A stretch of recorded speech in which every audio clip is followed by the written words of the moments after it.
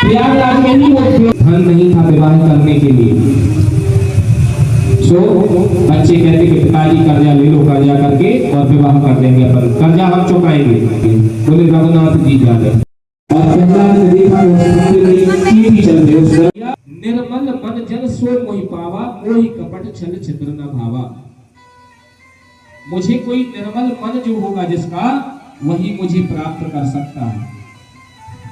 और मुख्यक्ष कोडवा बदिला कोडवा, समय न बक्तु समय समर्था। चेथा कलश बंधनाय तये चात्मने गुणेषु और सक्कम बंधाय रत्नाम मुक्तया।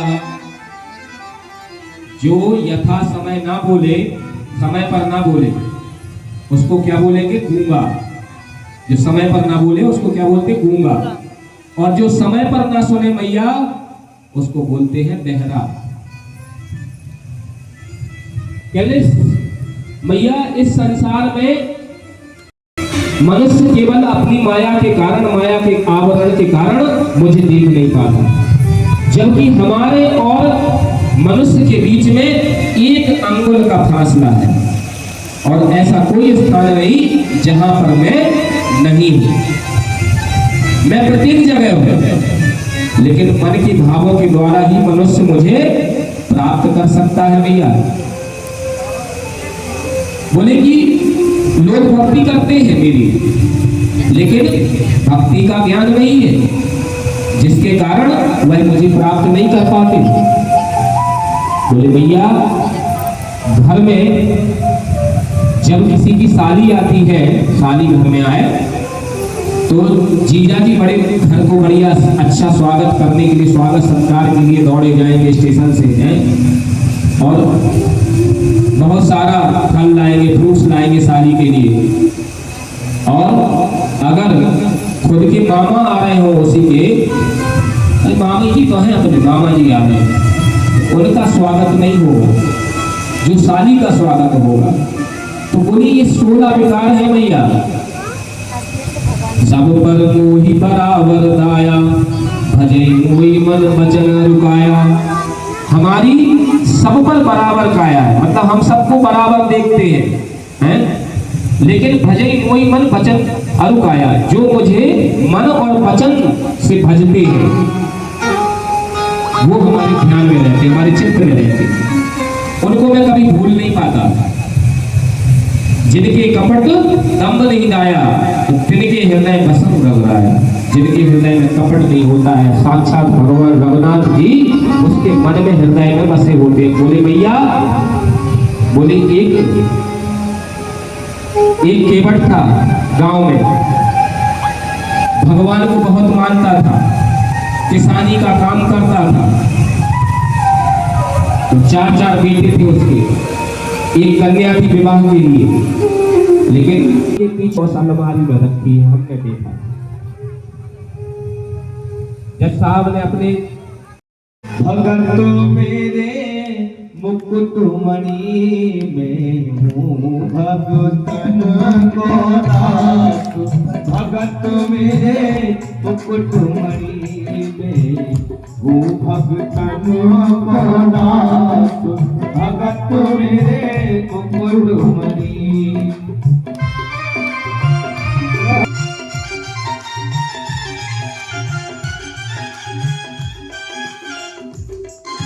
जो कोई भजे भजू में बाबू रघुदास को दास, जो कोई को दास, जो कोई भजे भजू में बाबू रघुनाथ को दास। और जाकर के उसको सुंदर सोने की हुई खड़ाऊ दे दी, सोने की खड़ाऊ गड़रिया को दे दिया। गड़रिया उसको बढ़िया पहन करके और बैठ गया सोने की खड़ाऊ। अब एक राजा आया, वो एक जो व्यापारी है, व्यापारी वहां से आया, उसने देखा कि है तो गड़रिया बकरियां चराने वाला और सोने की खड़ाऊ पहने, तो उसको आ गई लालच।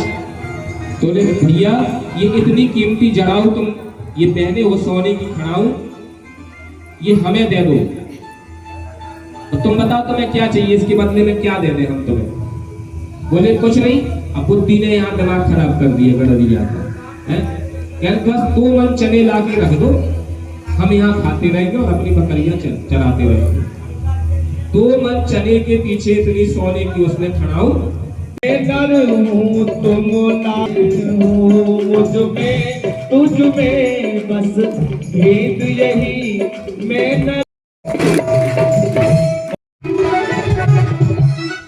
तो जैसे जी हमारी बात इसके जाना जलोगे कोटी कोटी YouTube वह बालक गया पहला और वहां जाकर शस्त्र चलाना सीखा। लेकिन जो के बालक थे सबको इसमें नहीं है और भगवान नारायण अभी इसमें नहीं ओपन की है तो कैसे जब शिक्षा पूरी हो गई और वह बालक आया, आईडी तो पता होगा। पिताजी ने बोला कि बेटा तुमने क्या सीखा?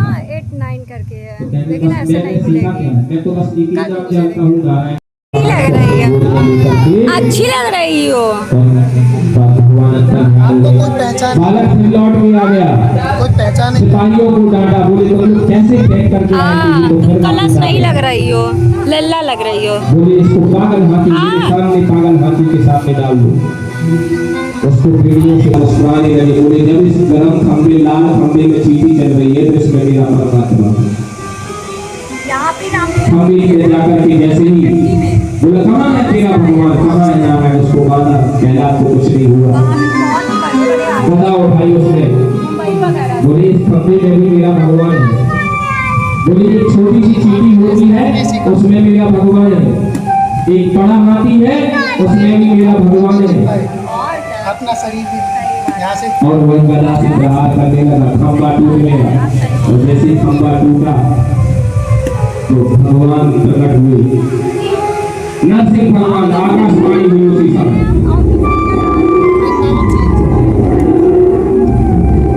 बोले देख हिरण्यकश्यप, तुझे बताने वाला था ना कि तुझे कोई मनुष्य न मारे, तुझे कोई जीव न मारे, तू दिल में न मरे, धातु में न मरे, और तू धरती पर न मरे, आकाश में न मरे। न सुबह हो न शाम हो, न दिन हो न रात हो। देख ऐसा सुनते ही तो हिरण्यकश्यप भागने लगा। और जब भागने लगा तो नरसिंह भगवान की बड़ी बड़ी नाखून और अहंकार हो जाता है। तो वो एक अहंकार हो गया तो दक्ष प्रजापति की देवताओं के अध्यक्ष है और भगवान शंकर, भगवान शिव को उनके दामाद हैं। तो एक बार की बात है कि दक्ष प्रजापति कनखल क्षेत्र में सभी देवियों का इकट्ठे हुए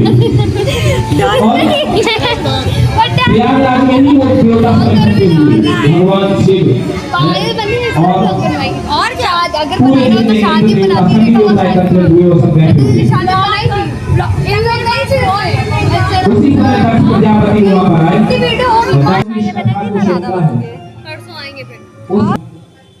दक्ष प्रजापति ने एक हवन यज्ञ का आयोजन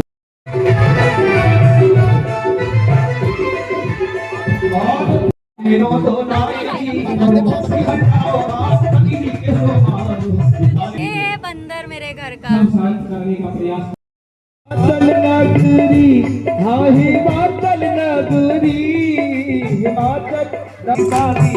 आज बुल्ला की शादी है।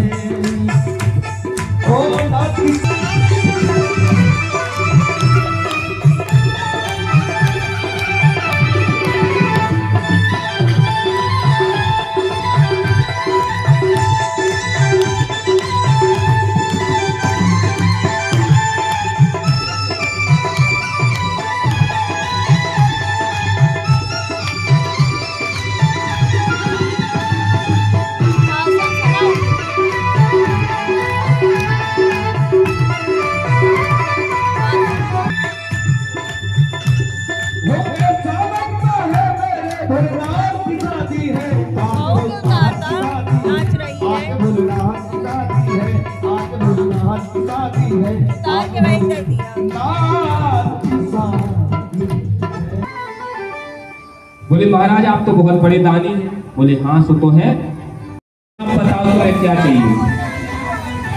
बोले बस कुछ नहीं,